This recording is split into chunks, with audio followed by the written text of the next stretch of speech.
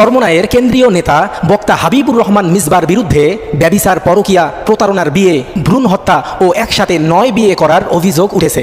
এই বিষয়গুলো নিয়ে যে কোনো সময় সংবাদ মাধ্যমে ভিডিও ছাড়া হবে, আপনারা দেখতে পারবেন।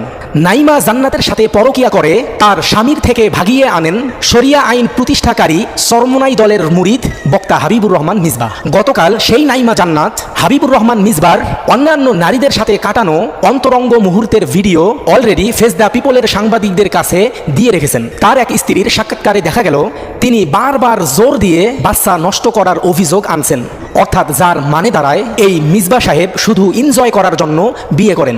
এই হাবিবুর রহমান মিসবাহ সাহেব আর কত মেয়ের জীবন নষ্ট করলে, আর কত মেয়ের উপর জুলুম করলে তার বিচার হবে, আর কত মেয়ের ইজ্জত খেয়ে ছেড়ে দিলে চরমোনাইয়ের পীর তাকে তার দল থেকে বহিষ্কার করবেন।